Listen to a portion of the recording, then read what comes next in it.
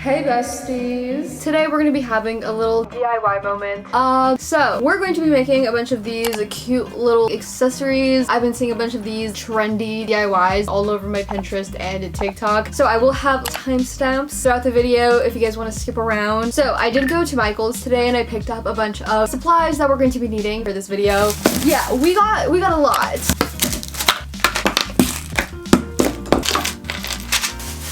We got a lot to work with today. So the first DIY that we're going to be doing today is going to be these cute little clay trays that I am obsessed with. Because I did watch so many of these videos, I do have the step-by-step process memorized. We're gonna be starting off with this little chunk because I don't have a rolling pin. I do have one, but I'm too lazy to go get it. I'm gonna be using this paint to just help me kind of like... I don't know how much I trust myself though. I feel like these are gonna come out wonky because I don't really do this often, so we'll see. Gotta just trust the process. I did cut out these heart traces before I started. I made this like small one and this big one because I do want to make two. So I'm gonna be doing the bigger one first. We're gonna take this X-Acto knife that I got today because I lost the one I had and we're just gonna cut it out. I feel like this seems too easy and something's just gonna go wrong and then I'm gonna realize that it was never actually too easy. We cut up a little heart, so cute. So now I'm going to be rolling up this clay ball into a big string and then flattening it so that it goes around the heart and it makes like a little tray.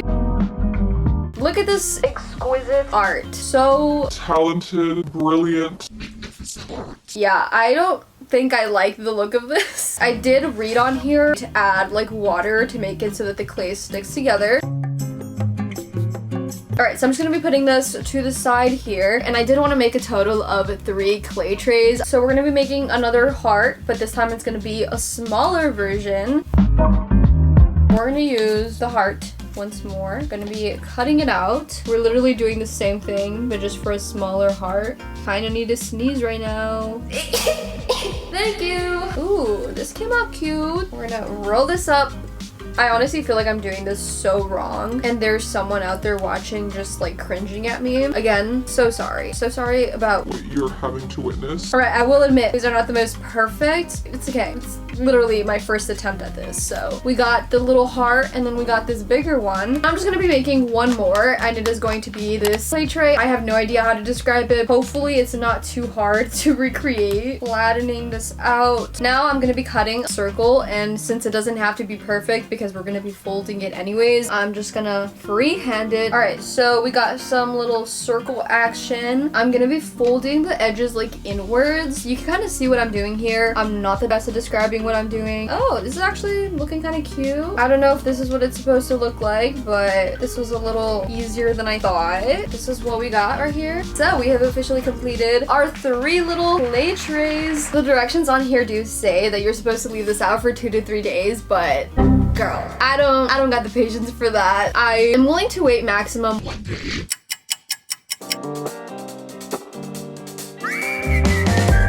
So as you could probably tell, I wasn't actually patient enough to wait a full day. Instead, I impatiently kept checking on the trays to see if they were ready to be painted on. And so now here we are, 6 hours later. I decided to paint one of the heart trays green and the other brown. I did pull up this picture from Pinterest to take inspiration from. I mainly just needed something to reference, so just having the picture there helped a lot. I was painting them all at the same time because as I was working on one, the other would be drying. Overall, helping me get the job done faster. But yeah, luckily the paint that I had was drying super fast, and luckily I was able to finish this in the same day. And to add my own touch to the strawberry tray, I decided to add this red paint to the lining of the tray. Alright, so now that these are all done, to finish these off, I'm going to be adding some Mod Podge as a layer on top of all of them.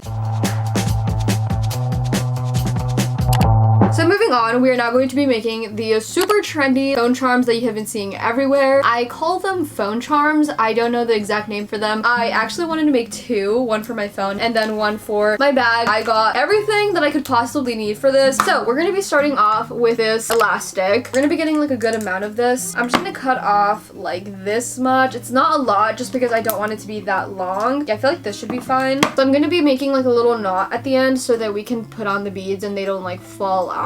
So now it has this little knot at the bottom so that the beads don't go through it. By the way, I did get so many beads just because when I went to Michael's, I got so lucky because they had so many cute beads. And for the first one, I did want to go for more of a pink theme. We're gonna just start beading these through.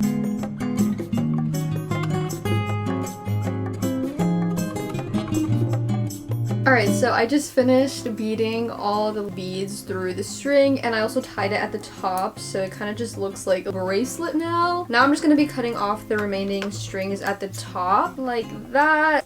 I'm going to be using this black string as a kind of strap so that I can put it onto the phone. I'm just going to be kind of tying it through like this. And now I'm just gonna strap this onto my phone. I will be showing you guys more close-up shots of all the results at the end of the video, so stick around for that. But now we're going to be moving on, and I'm going to be making a keychain for my bag. This is my go-to bag, and I've been wearing it everywhere. I do feel like adding a little charm to the zipper will make it look 10 times cuter. So I'm basically going to be doing the same steps all over again, except this time I do want this one to be a little longer. I am also going to be making this one more purple theme. Since now you guys have a basic idea of how I do this, I won't be explaining, and you guys can just watch me do it instead. Let's get into it.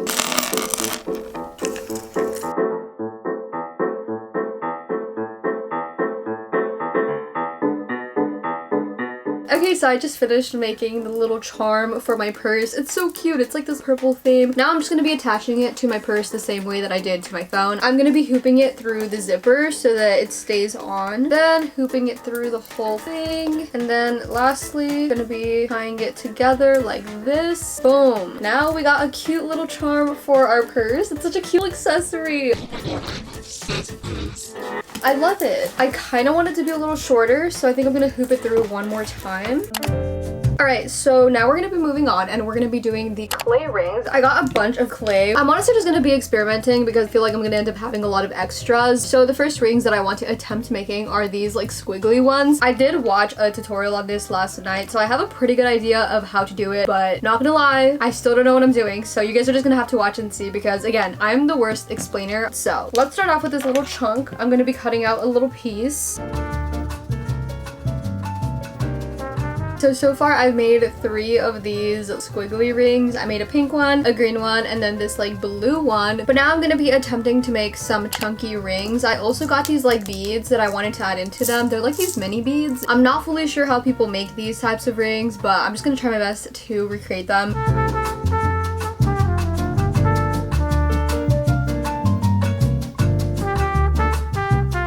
So I just finished making these chunky rings. I'm hoping that they look better after I bake them and I add like the glaze stuff, because right now they just be looking like a 5-year-old made these. So now I just want to attempt making one more type of ring. It's gonna be these. I'm gonna be wrapping it around my finger because I feel like that's just the best way to see how it's gonna come out. Alright, so I feel like this is as good as it's gonna get. I have no idea how people make these. I feel like it's actually a lot harder than it seems. Alright, so now I'm just gonna be popping these into the oven. I made a good amount. I do think that this is as much as my brain cells could handle right now. It does say on the label to bake these at 275 degrees Fahrenheit for 15 minutes per 1/4 inch thickness. Now that we got these out of the oven, they're a lot harder now, and I'm going to be using this Sculpey satin glaze, and I'm just going to be covering the rings in this so that they're a lot glossier looking. I'm just going to be using a brush now to cover these. Alright, so I think that we are done with everything. I have been sitting in this chair for so long now, so now I'm just going to be showing you guys the results and just how everything turned out. Let's start off with one of my favorite things that we created today. I do want to say that the charms that we made were definitely my favorite. I love the fact that I made this match my phone case. The only thing is that I'm not fully sure how secure these actually are. I don't know if these are meant to protect your phone or if people are just making these for decoration, because for me, it is definitely for decoration. I wouldn't trust this to protect my phone or like hold it. Other than that, I love the fact that it has my name, so that way if, you know, ever lost my phone, someone could definitely just look at the name on the keychain. Super easy. And then we also got the little charm that we made for my bag. I just made a purple themed charm for the bag. I just feel like it goes perfectly with the aesthetic. I didn't want to make it say my name again. I felt like putting your mom on here was just so fitting. I feel like that's just like my go-to phrase. So if I were to lose this bag somewhere, maybe someone will know who to return it to. Next, we got my second favorites, which were just these clay trays.